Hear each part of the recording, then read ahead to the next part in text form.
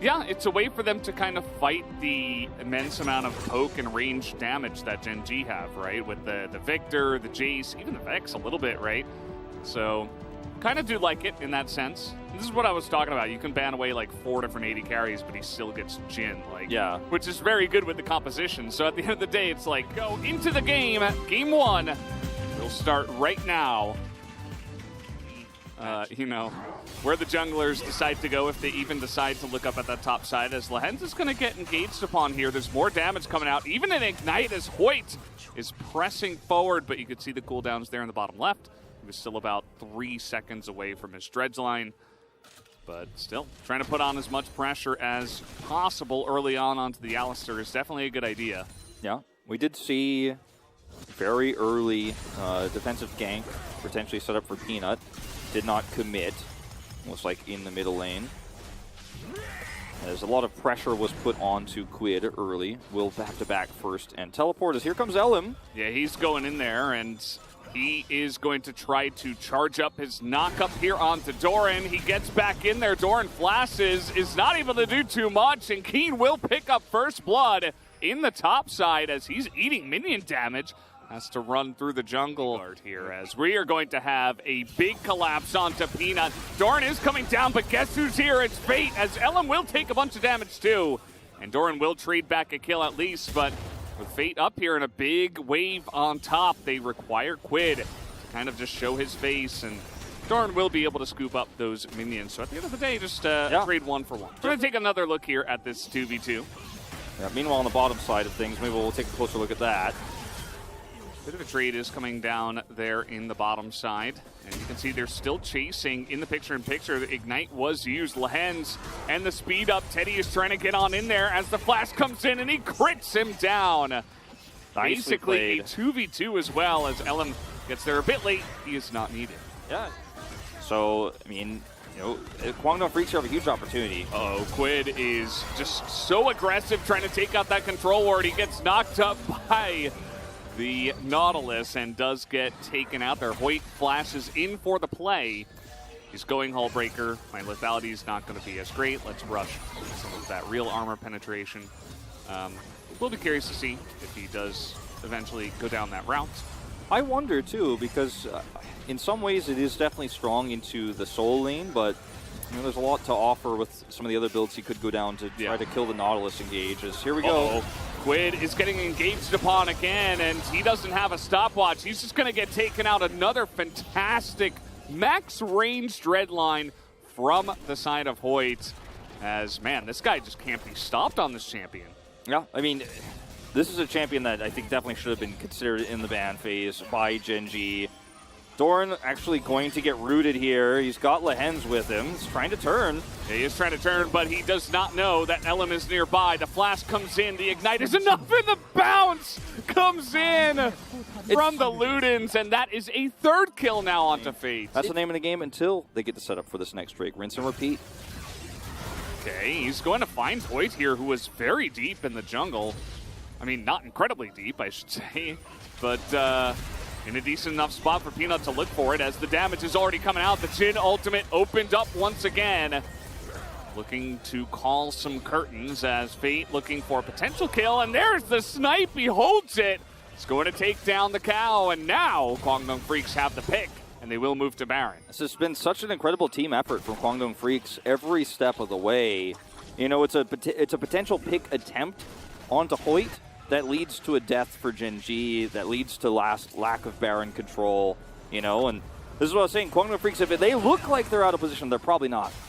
Yeah, there is the play onto Peanut. He's the jungler. If they take him out, it should be Baron. But the damage coming up from Ophelia is actually pretty good there in the front line. Alongside of Quid and Doran, there's a huge shot blast as Quid is looking for a bit more. And Teddy is just running straight forward as all of this is happening. Does not care. He has flash, so he's fairly safe here. He keeps doing this, man. He's really scaring me. He's 3-0-2. He doesn't have a stopwatch, though. He doesn't have a lot of survivability. He's trying to get that poke down, and every single time he's eating giant blasts to the face from the Jace, from the Vex, from the Victor. I mean, there's so much response here from the side of Gen G as huge amounts of damage goes into Peanut, and he just blows up as Lahens is trying to frontline here. Fate and LM find the angle, as now down will go Lahens as well. The fight over the dragon goes the way of Kwangdong Freaks. Peanut once again looking for a potential steal. He's on the edge there. He knows Fate's low. Good straight. You get some vision in there. They're not clearing it. There's a massive shot to the back line as now Quid is in. They're going to take down Keen as the smite comes in just barely from LM.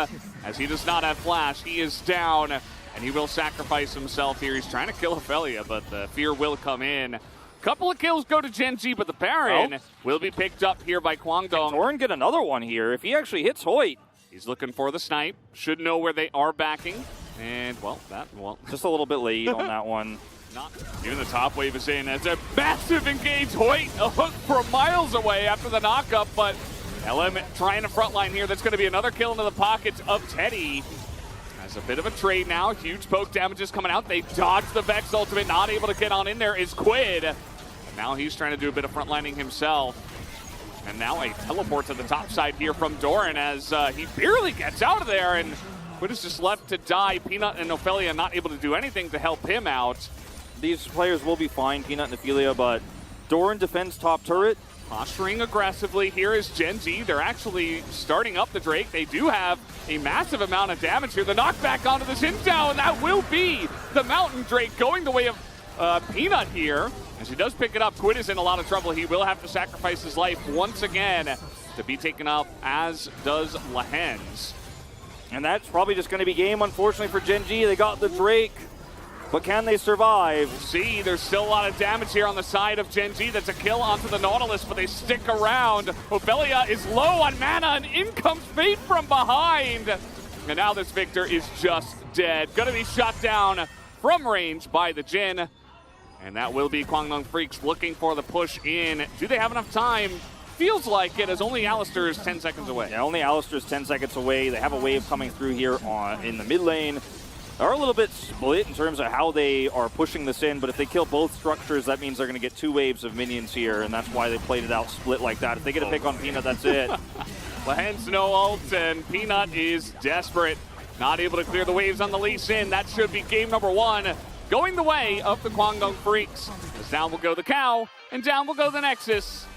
Yeah, they get it down. I think that Fade had a pretty immaculate game as well. I don't believe he died even towards the end. Even that last flank through the enemy base as well, just to pick up the last couple of kills there. Really, really good stuff. I think that Fate and Teddy...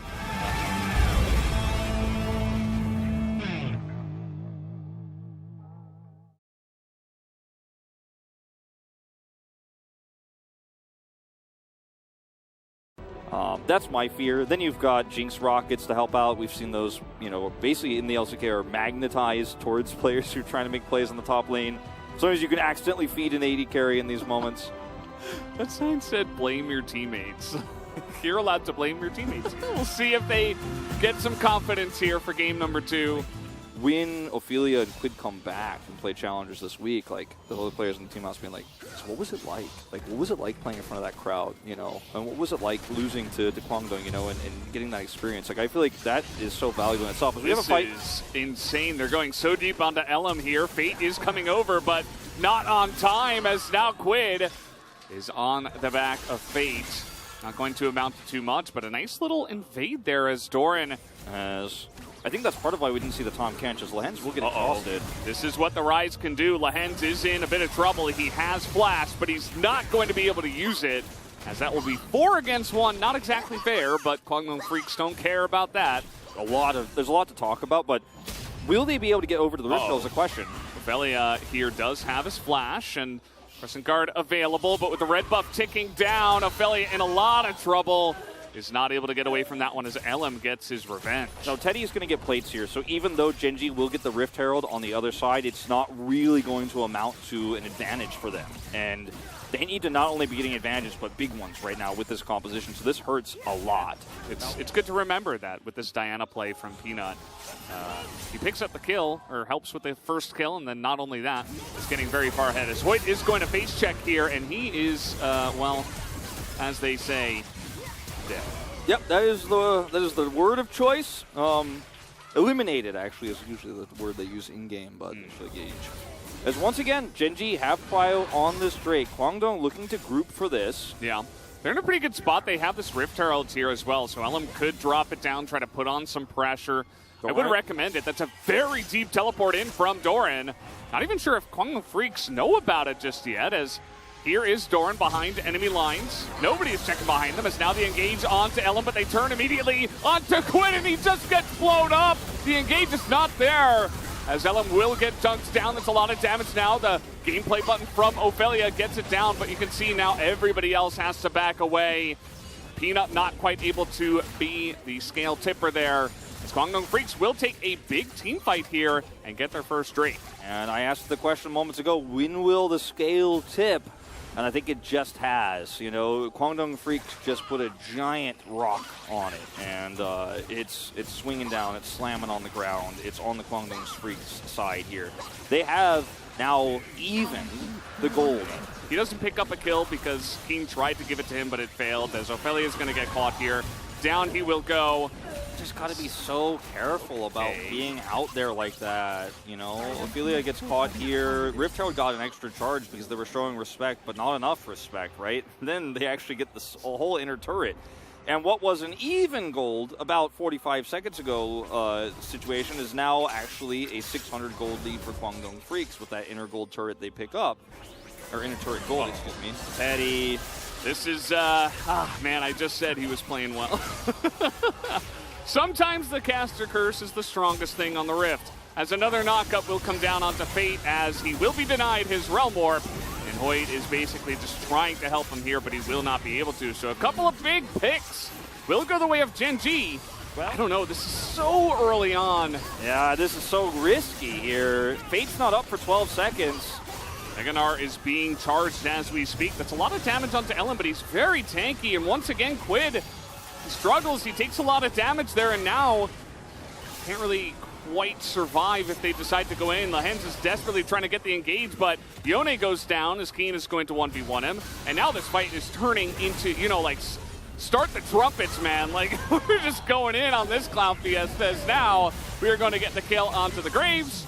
And that 20-minute Baron attempt that was very desperate will not work out here for Gen G. Kwangdong Freaks immediately strike back. But now that they're behind, it's not going to be easy. But Lehens does have a nice little flank here, trying to get on top of Teddy.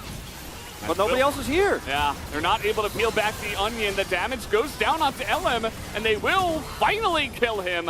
A lot is used for that. It's now Fate on the tank rise, is just tanking up Doran. Is able to use that stopwatch as the perfect time, but a big engage once again from Quid. Able to pick up the kill now onto Keen. They're trying to turn this one around. Quid gets another one. Doran picks up a kill. And see him on the right side, level 16. And it seems like they just want to pull the trigger and engage. Kwangdong Freaks, they want more than just a silly Cloud Drake. It was such a clean chase there from Kwangdong, because if you try to turn on that, Nar gets his ultimate. We're doing Baron. And again, they do have a really nice amount of Baron damage here with Doran, Peanut, and Quid specifically. So they are threatening it and looking for the turn, as you mentioned before. Here's the turn. It's a half-hearted solar flare onto a Xinjiao. Not really going to do too much at this point. So Gen G now miss out on that, as they're actually going in on this one. Fate's like, yep, I'm engaging, guys. Let's go. You know, everybody just runs. When Han Solo chases the stormtroopers in A New Hope, like, this feels like that. Like, yeah, there's no way Lehens is getting in there alone. You can see that Peanut is hanging around, but he did just do the blue. There's too much damage on the map now. They're not really prepared for this, so I wouldn't favor just rushing a fight here for Gen G. But if the Narbar expires, there's an angle here. Teddy is on the left side, and the engage just isn't there. You see nice that Doran saw it. And she can get that next. She has his Zonias, and Doran ends up getting, I mean, he is full build. Okay. LM is going to bite the bait, but again, who's baiting who here? Because, again, Teddy is in a great spot. That ultimate not going to do too much, as LM will get blown up immediately by the Syndra. Now Hoyt is going a little bit too deep, and there it is. There's the engage for Gen G. They get the Jinx, and Keen is left all alone. Fate can't do anything. Quid has so much chasing power. Eventually has to hop back, but it doesn't matter. The mid lane is being pushed. Yeah, Fate will get out of here, I believe, with an Unsealed Spellbook Cleanse and is going to escape. But that means that Gen G have the ability to just push down the Nexus. They've got so much damage at this point. As Fate can't back, Lehens is not going to let him. And that looks like it's going to push us to a Game 3. Teleport coming through to keep Lehens alive. Doran having a flashy end game here. He wants to kill, and he will have it. The Nexus will go down as well. Gen G forces us to Game 3. But, man, did they pull it off. And I said it before, like, this feels like a game where they're going to play Leone. They did, but it was well-practiced, well-prepared, looked very clean. And Guangdong Freaks finally were punished. You know, I said they'd never step over the line. They never cross the line. They did just one time, and that's all it takes.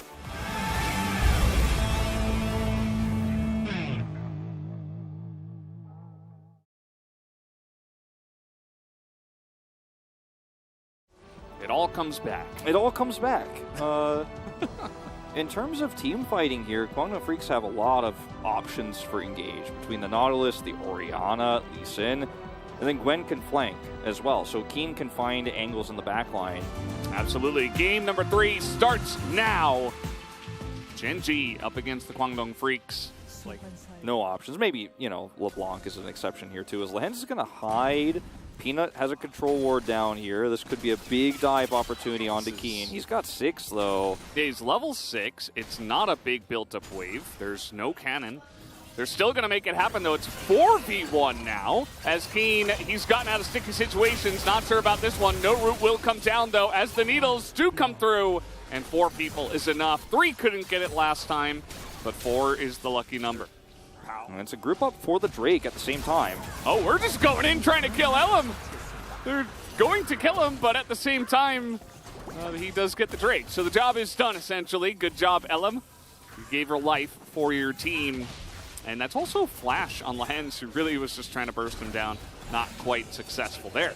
And then take these plates like, yeah, he did come down. It just took him a million years. So, success. Approximately a million billion years. As, speaking of which, Teddy is just dead. A very nice bait play. There was no vision. None. Down there at all. They only had river vision, and I suppose you just got to keep that safe. And guess what? There's a dead Rift Herald, too. Yeah. So now you are really starting to fall behind as Guangdong Freaks, a team that, again, has been so reliant on early game control in most of their successful wins. Realm Wolf coming through.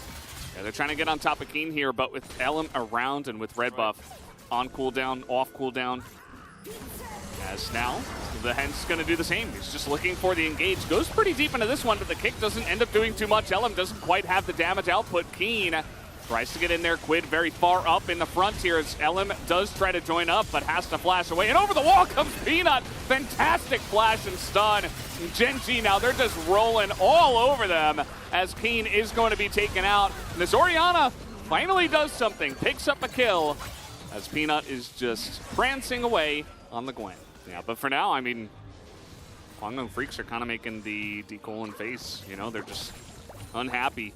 It's not very satisfied with the way things are going here. It's kind of sad for them how things have fallen apart now as Elam is going to be stunned up and taken down 100-0. I mean, this is a Lee Sin we're talking about. Just gets absolutely crushed. Us gamers. Look at the damage on turrets of this guy at this stage. Yeah.